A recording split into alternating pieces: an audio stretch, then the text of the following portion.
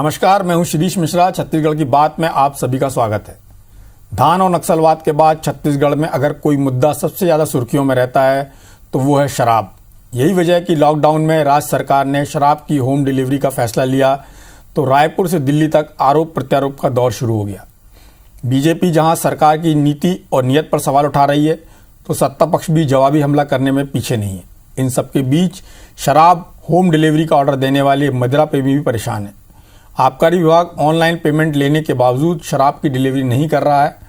ऐसे में विभाग कहीं दुकान खोलकर तो कहीं चौराहे पर गाड़ी लगाकर शराब मुहैया करा रहा है, जहां जमा हो रही सैकड़ों लोगों की भीड़ कोरोना संक्रमण को बढ़ावा दे रही है। शराब की होम डिलीवरी की आधी अधूरी तैयारी और उस पर जारी सियासी लड़ाई पर दोनों पक्षों से बहस करेंगे, लेकिन उससे पहले देखेंगे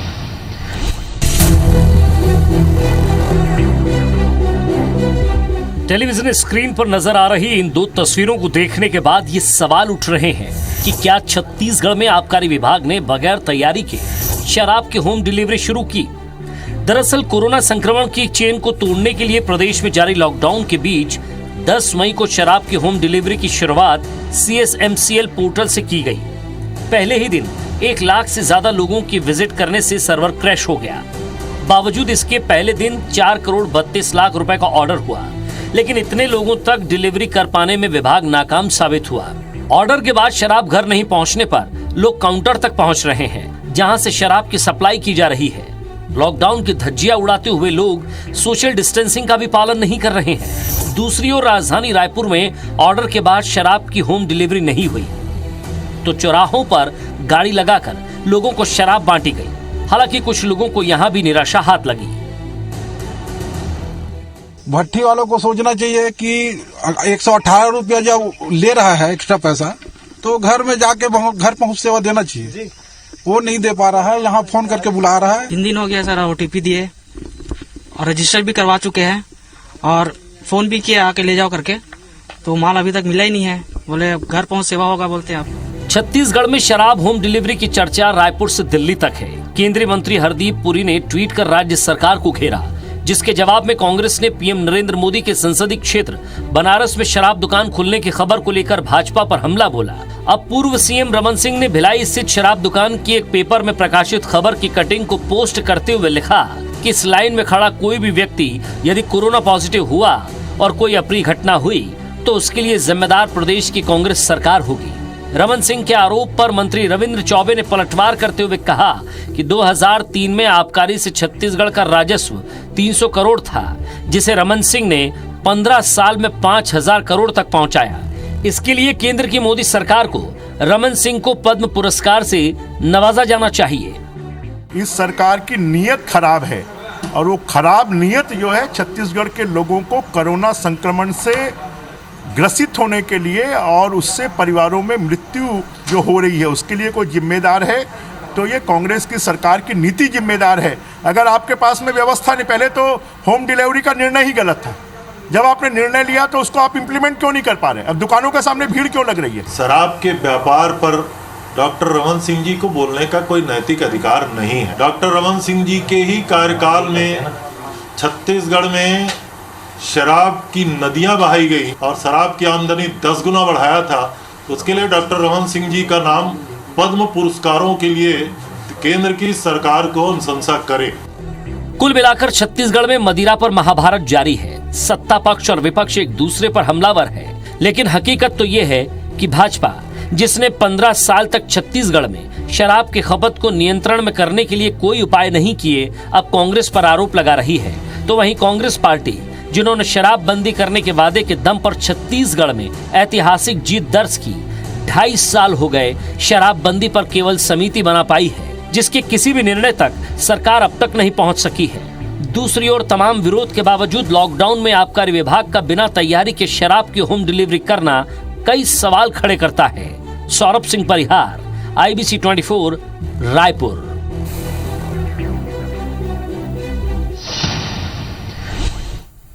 छत्तीसगढ़ में मदिरा पर जो महाभारत चल रही है उस पर चर्चा करने के लिए हमारे साथ कांग्रेस के विधायक डॉक्टर विनय जायसवाल जी हैं।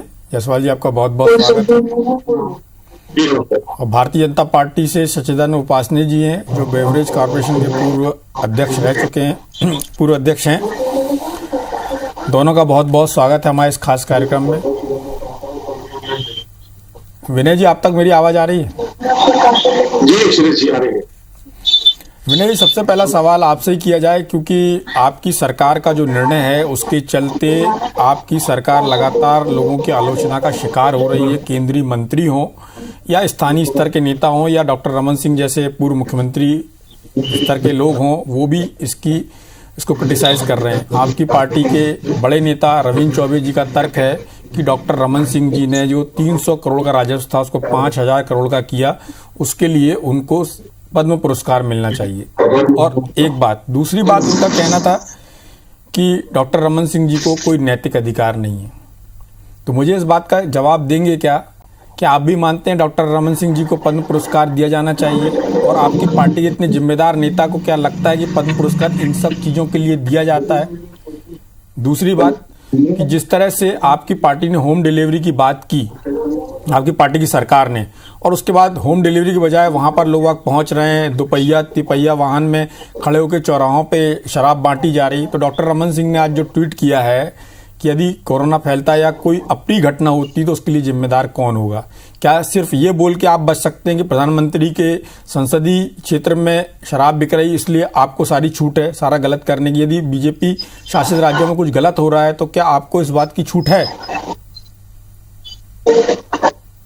सुरेश जी, मैं सबसे जितने भी विषय आपने उठाया है उसका मैं जवाब देना चाहूंगा।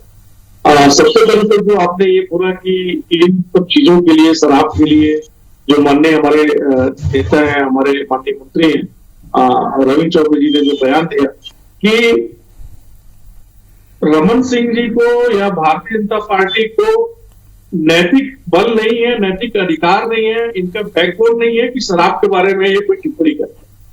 और ये जो माननीय रविंद्र चौबे जी ने जो पद्म पुरस्कार के लिए अनुशंसा करने की बात की, वो एक व्यंग्य के रूप में कहा सुरेश जी कि इनको जो 15 साल में छत्तीसगढ़ को छत्तीसगढ़ से दारूगढ़ बना दिया, उसके लिए इनका अनुशंसा निश्चित रूप से पद्म पुरस्कार के लिए माननीय पूर्व मुख्यमंत्री रमन सिंह जी का होना चाहिए। इनको इसकी उपाधि मिलनी चाहिए कि एक 300 जो रेवेन्यू देता था, 300 करोड़ रुपए साल का जो रेवेन्यू था शराब का, वो 5000 करोड़ से ज्यादा हो गया 15 साल।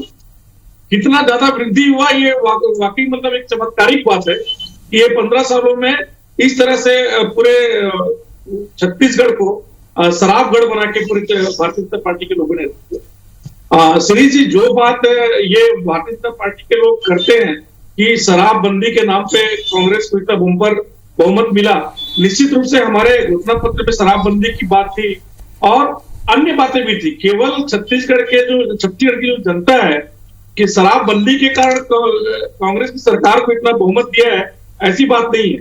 बात उसमें किसानों की भी है, बात उसमें युवाओं की भी है, बात उसमें बहुत सारी जो 36 घोषणाएं हैं उसमें आधा से अधिक घोषणा को माननीय यशस्वी मुख्यमंत्री भूपेश बघेल जी के नेतृत्व में हम लोगों ने पूरा किया है। वो कर्जा माफी की बात हो या 2500 रुपए धान की कीमत की बात हो, हालांकि उस तरफ मैं बात नहीं करूंगा। आज का विषय शराब का है। निश्चित रूप से श्री जी इस लॉकडाउन के समय में एक हमने व्यवस्था की कि पूरे प्रदेश से ये अलग अलग शहरों से, अलग अलग जिलों से ये समाचार आ रहे थे कि लोग शराबबंदी के कारण जहरीली शराब का सेवन कर रहे हैं, कोई कफ सिरप का सेवन कर रहा है जिससे जान माल की हानि हो रही है।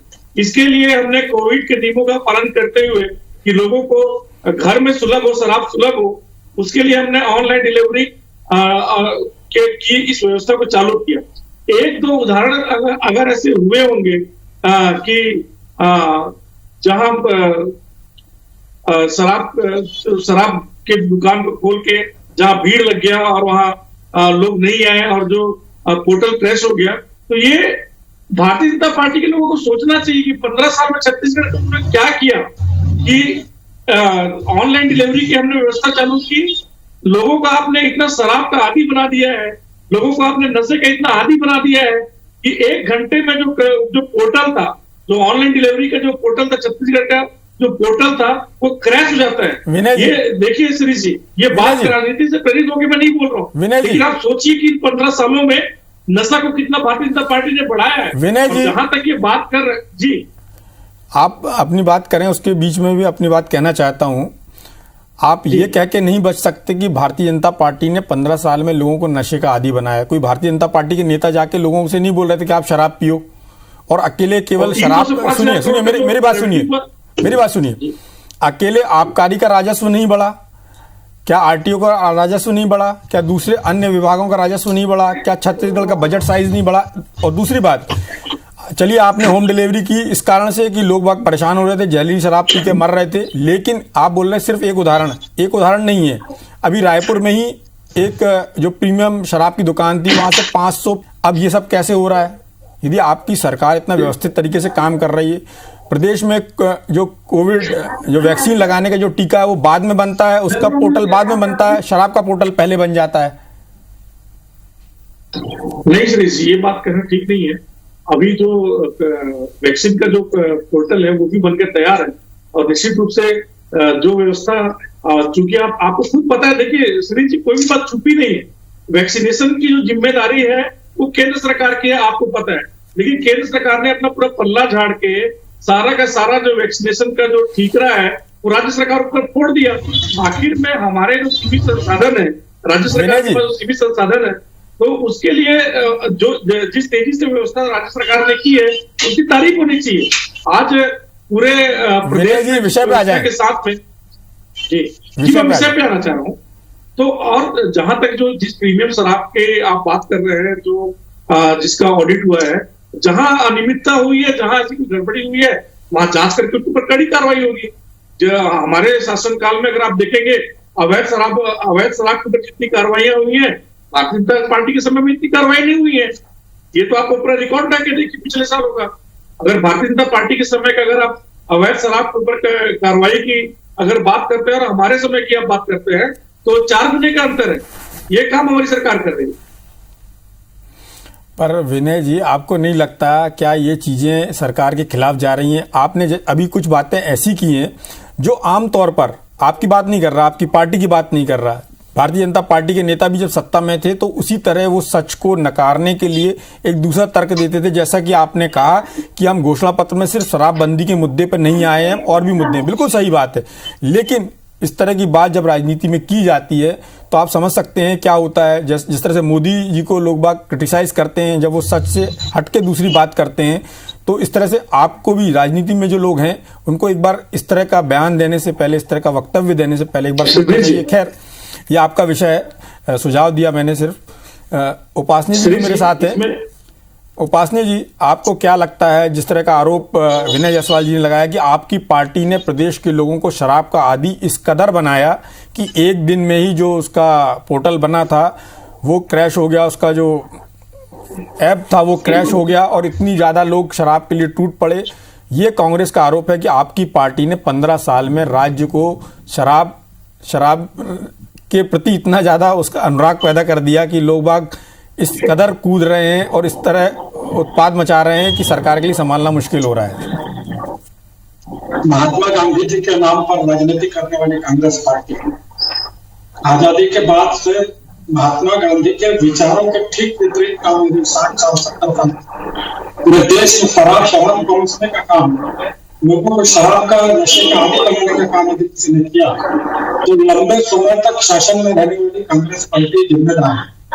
भारतीय जनता पार्टी तो साल के लिए रहता है इस प्रदेश में। हमने उन सारी प्रक्रियाओं को देखी कांग्रेस के सरकार के समय शराब को लाने वाली थी, शराब में भ्रष्टाचार को पैदा करने वाली थी। डॉक्टर मनमोहन सिंह जी ने पहला काम किया कि शराब के वो ठेकेदार जिनके माध्यम से लगातार शराब का व्यापार गांव-गांव तक होता था, रुचियों के माध्यम से गांव-गांव तक शराब पहुंचती थी, उसका सारा नियंत्रण उनसे छीन कर और सरकार के माध्यम से करना प्रारंभ किया और दुकानों की संख्या लगातार कम करते गए। गांव में जहां जहां दुकानें थी उन दुकानों की संख्या में जिस प्रकार से कोई बढ़ोतरी नहीं हुई, लगातार उसमें कमी आती गई, चाहे देशी शराब हो चाहे अंग्रेजी शराब, और उसको छहना एक साल और सरकार रखती तो जिस प्रकार से हमने कहा था कि हम धीरे धीरे शराबबंदी करेंगे, उसके ऊपर उस दिशा में हम कदम बढ़ा रहे थे। और इन्होंने जब ये कह दिया कि हम पूर्ण शराबबंदी सरकार में आते ही करेंगे, तो जनता ने विश्वास किया। और जिस प्रकार से नारी शक्ति ने विश्वास किया, देश की बड़ी मात्रा में नौजवानों ने विश्वास किया, क्योंकि घर तबाह हो रहे थे मामला शराब से। तो मुझे लगा कि कहीं न कहीं ये अच्छी सरकार आएगी जो हमारे आशाओं के अनुरूप तत्काल शराबबंदी करेगी, गंगा जल हाथ में लेकर करेगी। तो विश्वास पुख्ता हो गया, और उस पुख्ता विश्वास के आधार पर सारी जनता ने, सारी महिलाओं ने, मतदाताओं ने कांग्रेस को अपार बहुमत दे दिया। और उस अपार बहुमत से आई ये सरकार इस प्रकार से करेगी कि जो महिलाएं जिन्होंने वोट दिया उनके चूल्हन तक शराब पहुंचाने का काम करेगी घर में, और उनके चूल्हन तक शराब पहुंचाने का काम करेगी घर में, और एक प्रकार की अशांति निर्माण करने का काम करेगी, घर की आर्थिक व्यवस्था बर्बाद करने का काम करेगी। घर में नौजवान बच्चे अपने पिता को शराब पीते देखेंगे, घर में शराब आते देखेंगे, तो इस संस्कृति को प्रदेश में परोसने का काम ये सरकार करेगी। इतनी कल्पना जो है महिलाओं ने नहीं की थी, नौजवानों ने नहीं की थी, आज की पीढ़ी ने। ये इस प्रकार का दुष्कृत्य करके राष्ट्रीय स्तर पर पुरस्कृत किया जाना चाहिए। तो मैं तो राहुल गांधी जैसे, सोनिया गांधी जैसे, प्रियंका वाड्रा से निवेदन करूंगा कि वो छत्तीसगढ़ प्रदेश में अपनाई गई जो नीति है उसको कांग्रेस के अन्य राज्यों में भी अपनाने की पहल करें। भूपेश बघेल कांग्रेस सरकार को और पुरस्कृत करेंगे यात्रा के प्रदेश देश में। कांग्रेस ने इस प्रकार का दम दिखाया है कि हम घर तक शराब पहुंचा रहे हैं। आप उसको पहुंचाने का निर्णय कर लेंगे, लेकिन ठेले में शराब घर तक पहुंच रही है, वहां मारामारी हो रही है। अब आपने भी खाने के पैसा ले लिए, शराब नहीं मिली। ये इस प्रकार का वातावरण इस प्रदेश में निर्माण करेंगे, इस प्रकार का दृश्य आपने दिखाया है, चलिए उपासने जी, दृश्य निर्माण करेंगे। ये कहाँ ले जा रहे हैं छत्तीसगढ़ की संस्कृति? उपासने जी, छत्तीसगढ़ यही खबर छत्तीसगढ़। उपासने जी, आपकी बात बहुत हद तक वाजिब हो सकती है, लेकिन दो चीज़ों से आप नहीं बच सकते। एक तो जो आपने कहा कि पार्टी आपकी चाह रही थी कि शनै शनै शराबबंदी हो, लेकिन आपने जो एक समिति बनाई थी उसकी रिकमेंडेशन क्या है वो एक बार देख लीजिए, आपको स्थिति बहुत ज़्यादा हद तक स्पष्ट हो जाएगी। और ये कह के हमेशा नहीं बचा जा सकता कि वो पार्टी गांधीवादी पार्टी है और इसलिए उनकी जिम्मेदारी थी। आपके पास भी 15 साल का समय था जब आप इस चीज़ को कर सकते थे। ब्रेक पर जाने से पहले उपासने जी से बात कर रहे थे। उपासने जी, एक बात और है जिससे आपकी पार्टी नहीं बच सकती। जब आपकी पार्टी का शासन था तो आपने ज़्यादातर शिक्षा के भी कुछ क्षेत्रों को निजी क्षेत्र में देने की कोशिश की, बल्कि और उसके उलट शराब को आपने सरकारी उसमें लाने की, सरकारी दुकानें खोलने का जो प्रयास आपकी सरकार ने किया, जिसका एक्सटेंशन फिर कांग्रेस सरकार ने होम डिलीवरी के रूप में किया। तो इसलिए आप उस तरह की बात जो कांग्रेस वाले कहते हैं कुछ हद तक सही भी है। मेरे साथ विनय जायसवाल जी भी हैं। जायसवाल जी, आपने सुना होगा उपासने जी को। सुरेश जी, मैं उपासने जी की आवाज को ठीक से सुन नहीं पा रहा था, उनका ऑडियो को डिस्टर्ब था। लेकिन जो मोटी मोटी बात मुझे समझ में आई उपासने जी की, कि जो आरोप प्रत्यारोप सरकार के ऊपर उपासने जी लगा रहे थे। माननीय उपासने जी बहुत ही वरिष्ठ नेता है भारतीय जनता पार्टी के, लेकिन आजकल उनको भारतीय जनता पार्टी में सुना नहीं जा रहा है। इसलिए थोड़ा सा उपासना जी की बात बहकी लग रही थी। पोर्टल तो यहाँ लोगों के लिए खुला है, लेकिन उपासना जी बाहर की बात कर रहे थे। मैं उपासना जी से ये पूछना चाहता हूँ, मैं ये प्रश्न करना चाहता हूँ कि शराबबंदी की बात छत्तीसगढ़ के चुनाव के पहले कांग्रेस पार्टी ने किया, और उसके लिए पार्टी जो कांग्रेस की जो सरकार है वो प्रतिबद्ध भी।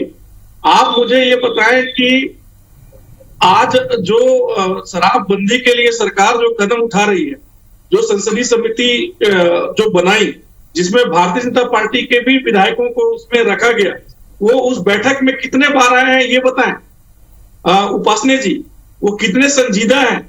अच्छा, ये इतनी 15 साल जो आपने पूरा लोगों का हैबिट डाला है। आप देखिए, मैं एक विधायक के साथ एक चिकित्सक भी हूँ, इस बात को बहुत अच्छे से समझता हूँ कि अगर कोई 15 साल का जो हैबिट है, जो हैबिटेट है, जो शराब का जो आदी है, अगर उसको एकदम से शराबबंदी कर दिया जाएगा तो एक अराजकता सी स्थिति आ जाएगी, और जो शराब के जो नशा करने वाले लोग हैं, कहीं ना कहीं एक उसका विभत्स रूप पूरे राज्य में हमको देखने के लिए मिलेगा। सरकार प्रतिबद्ध है। सरकार चाहती है कि पूरे जिले के लेवल पे पूरा एक रिहेबिलिटेशन सेंटर बने, एक पुनर्वास केंद्र बने और उसमें हम उनकी व्यवस्था कर पाए, लोगों को काउंसिल कर पाए, लोगों को शराब के हानि के बारे में समझा सके, उनके ट्रीटमेंट की व्यवस्था रखे। इसके बाद और जो दो समिति बनी है उसकी पूरी रिपोर्ट आ जाए, इसके बाद सरकार उसके ऊपर निर्णय लेगी, शराबबंदी के ऊपर निर्णय लेगी। कोई भी नोटबंदी जैसा निर्णय तो नहीं ले सकते ना कि एक बार 8 बजे आए और 12 बजे आप नोटबंदी का निर्णय ले लिए या लॉकडाउन का निर्णय। विनय जी अच्छी बात है, विनय जी अच्छी बात है कि आप एक साथ निर्णय नहीं ले रहे हैं, आप एकदम से निर्णय नहीं ले रहे हैं, लेकिन अभी की जो स्थिति है, जो होम डिलीवरी की बात है, तो कम से कम होम डिलीवरी हो जाए ताकि ये भीड़ है वो ना आए। और जो डॉक्टर रमन सिंह जी ने कहा है उसमें अपने ट्वीट में कि इस तरह कोई अपनी स्थिति ना बने, कोरोना ना फैले, उसको सरकार को, उसको एक बार सुनिए ना, उसको एक बार सरकार को देखने की जरूरत है और उस पर एक्शन लेने की जरूरत है।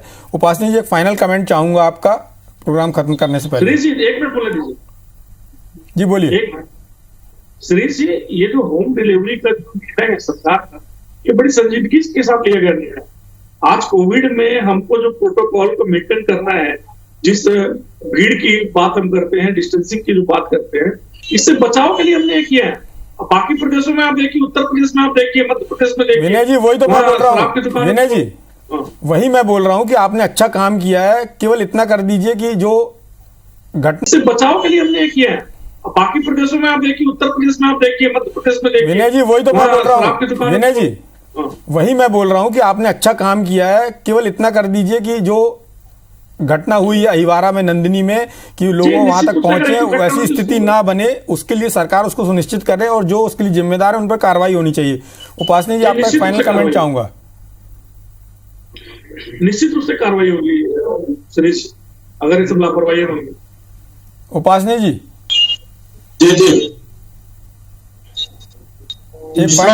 तो आप कह रहे हैं कि अच्छा काम किया है, ये सर्वाधिक निकृष्ट काम किया है सरकार। और जिस प्रकार की ये बातें कर रहे हैं, 15 साल की या उत्तर प्रदेश की या इधर उधर की बातें करके अपने दुष्कृत्यों पर, अपनी नाकामी पर पर्दा डालने का काम कर रहे हैं। 4 लोग यदि स्ट्रिक्ट करना चाहते हैं, किसने मांग की थी आप मैं शराब घर घर पहुंचाऊंगा? किसी सामाजिक संगठन ने मांग की थी? शराबियों का कोई ऐसा संगठन है क्या? वो जो जमाधार आपको मिला है, जिस आधार पर जमाधार मिला है, उसकी अवहेलना करके किसने कहा था आपको कि भाई अगर प्रदेश में शराब दो? जो लोग मर गए क्या उन्होंने बोल कर गए क्या कि आप घर घर शराब पहुंचाइए? इस प्रकार से आप तुगलकी निर्णय, आप स्वयं निर्णय कर रहे हैं और घर घर को बर्बाद करने का काम कर रहे हैं, बदनाम करने का काम कर रहे हैं। किसने आपको अधिकार दे दिया ये कि आप घर घर में? आपको लगता है कि कांग्रेस ने गलत काम किया तो आपकी पार्टी को घोषणा पत्र में शराबबंदी का वादा करना चाहिए और आपको ये शराब, आपको अपने घोषणा पत्र में कहना चाहिए कि ना हम घर में शराब पहुंचाएंगे, ना शराब की दुकान खुलेगी, प्रदेश शराब मुक्त होगा, तभी प्रदेश का विकास होगा, ऐसा आपकी पार्टी को कहना चाहिए। खैर, इस चर्चा में भाग लेने के लिए आप दोनों का बहुत बहुत धन्यवाद। नमस्कार।